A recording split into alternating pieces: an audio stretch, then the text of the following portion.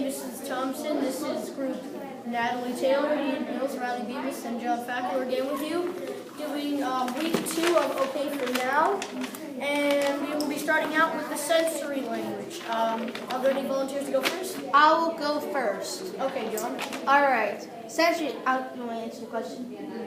Yeah. Put what you had for your sensory language. Okay. I said, there are two fake-tailed petrels.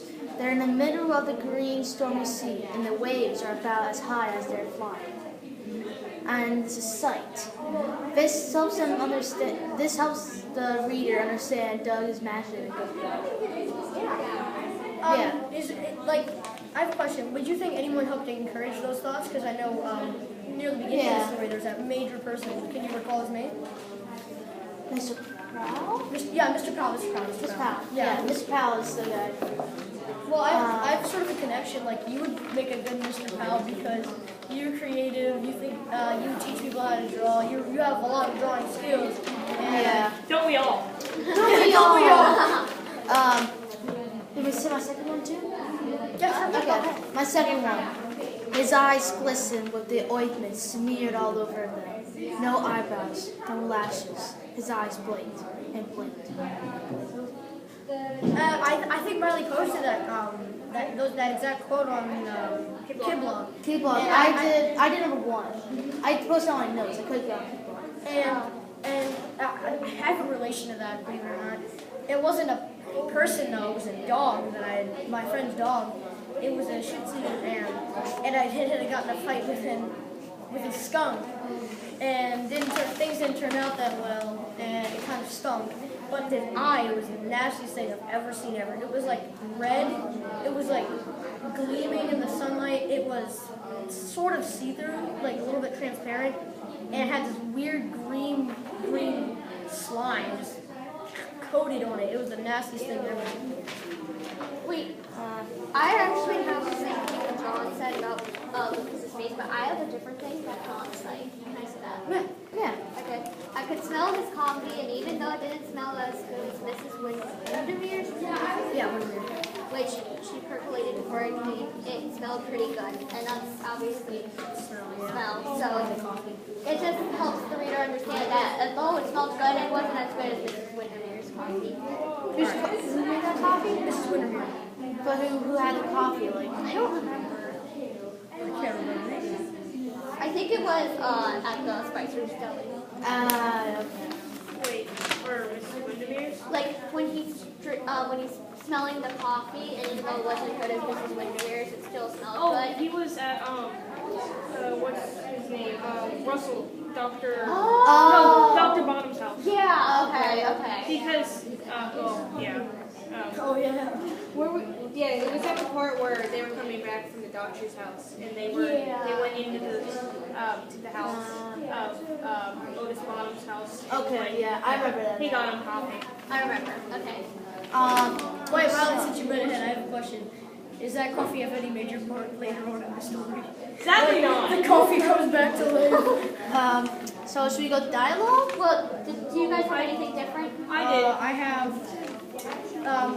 have one that's different. Well, actually, 2 that's different.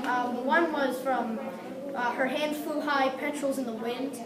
It was when Mrs. Windermere was typing on the typewriter, and she's like jamming down on it. She was Yeah. When I saw that, and she's like the god bird or something. I'm like, okay, who's God? the god of creativity. Yeah.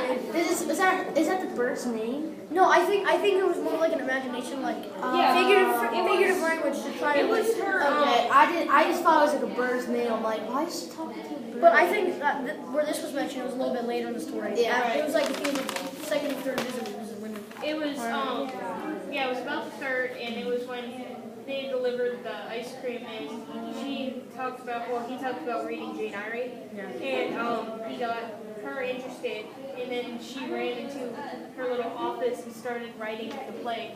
She also showed the first copy of Jane Eyre. Oh, yeah. And my second piece was when Doug was getting his tattoo. It says, how when it was done after a long time, I looked into the mirror and saw both scrolls at the end of the words, Mama Baby. And that is Said, and it's quite funny actually. When I read that, I was very like sad and also scared. So like when his father did that, I'm like, oh. Yeah, because what MG. father does that? I don't know. And A they drunk father? Yeah, and they were like laughing while doing it, which was like made it that much worse. You know, it would take nowadays. It would take probably a whole thing of drugs and maybe some alcohol to persuade a tattoo artist to a kid. Yeah. But to an adult, that's nothing. But to a kid, that's today kind of illegal because you have to be of a certain age. I have one question. Why doesn't the mother? She knows about this. She knows about his father being rude to his children and her. Why does she just leave? That is a good question. Yeah. And she would take Doug and Chris. Right. And that is a good question. I thought Chris was gonna. I thought maybe that Christopher might not go with them. He wants his father. Oh yeah, she took him. Oh. Like that? Yeah, and then lean in. There you go. You can see that. Okay. Okay, so I didn't finish. Okay, alright, sorry about that. Back to this. I said the censored language was sight, and this helps the reader picture in their head, like, what Doug's tattoo looked like. Because when they did that, when they stated that censored language, it made me think, and I thought it would go across his chest, and then I thought of 2 bouquets of flowers, because the scrolls, it's either a scroll with mama's baby on it and then flowers, or it would be 2 bouquets because a bouquet kind of looks like a scroll. And it kind of helped me imagine the photo in HD. Right. And My turn, please. Yeah, just right after Riley, because Riley didn't know. okay. So I had the same thing as John and Ian. I had the eyes with the ointment on them, and I had the scrolls. The reason why I thought of the eyes, once again, the thing was his eyes glisten with the ointment smeared over them. That was, it was talking about how since Lucas is now trying to recover from his injury, which he lost both sight for maybe never, but he had to get this medicine, and I could just see him sitting with the blanket on his lap in his wheelchair, staring up into the sun and seeing that his eyes are sparkling with this new ointment he got on him. And then for the scrolls, yes, I could kind of see, because I've been to a tattoo place to get one of my dad's tattoos painted over, because the other tattoo was kind of embarrassing. But I remember watching the whole time as they were going through, and I saw a bunch of scrolls on the wall saying different things, like especially quoting the Bible. A lot of them did, and then there was just a bunch of other scrolls on there, and I thought of that as soon as I read the sentence. Well, personally, I've never been to a tattoo parlor, and I don't see tattoos that much. But now that you mentioned scrolls, Let me show you one. I'm just kidding. it's making me lean more towards the fact that instead of it being 2 bouquets of flowers, it actually has a scroll with mama's baby on it, and not just mama's baby. So here, I have one thing. When I think of that tattoo, I usually think like a rose, and it says mom.